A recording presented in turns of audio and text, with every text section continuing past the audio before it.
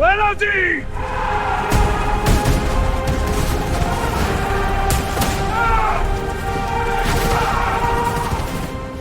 afternoon of May 7, 1863, deep within the suffocating thickets west of Chancellorsville, over 28,000 Confederate soldiers have just completed a grueling, high-stakes march. For hours, long columns of men moved like phantoms through narrow dirt paths, slipping through the woods almost entirely undetected by the Union scouts. One by one, Jackson's brigades began to peel off the main road, deploying into battle formations amidst the dense timber. There are no open fields here, no long lines of sight. There are only the trees, the heavy brush, and the small clearings where regiments are now forming into miles of lethal, hidden lines. Facing them, just a few hundred yards away, is the Union right wing, the unsuspecting flank of the Federal Army.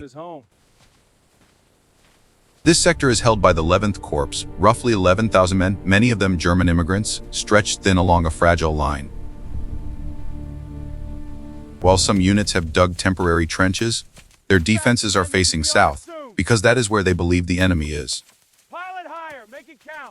To the west, where Jackson now stands, there is virtually nothing to stop an assault.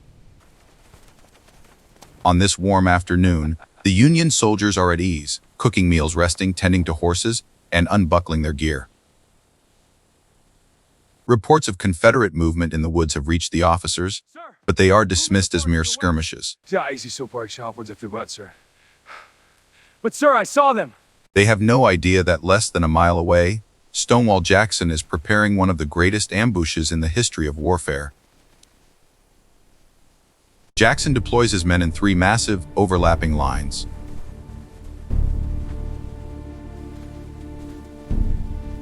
His elite brigades take the lead, backed by 2 waves of reserves.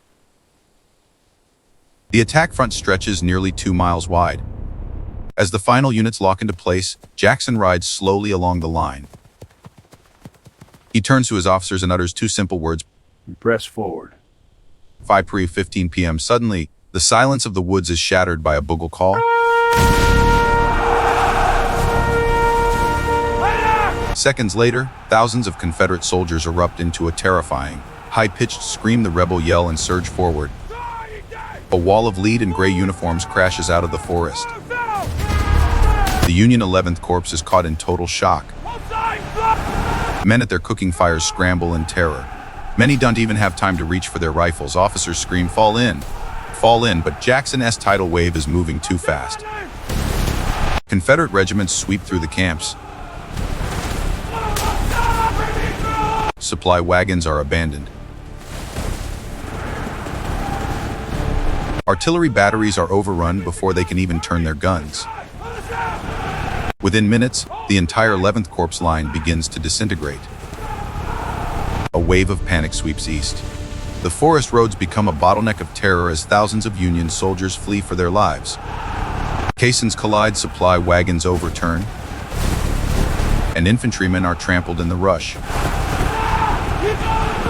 The Confederates are right on their heels, firing as they run, shouting as they advance. Brave Federal units try to stand and make a fight of it, but the pressure is overwhelming. The entire Union right wing is being driven back nearly 2 miles. In just a few short hours, Jackson has shattered an entire Army corps. As the sun dips below the horizon, the Confederates draw close to the Chancellorsville Tavern. But the tangled woods and the encroaching darkness begin to bleed the momentum from the attack. Units lose contact in the shadows. Jackson, however, refuses to stop. He believes that if they push just a few miles further, Hooker's entire army will collapse tonight.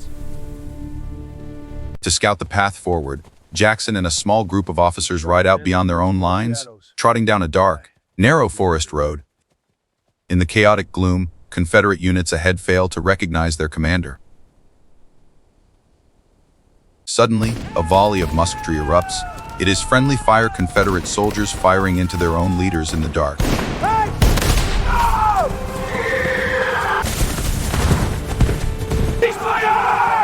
Three bullets strike Jackson, 2 in the left arm, 1 in the shoulder. His horse bolts into the brush as his officers rush to pull him down. The wounds are grave. Jackson's left arm will eventually be amputated, but the damage is done.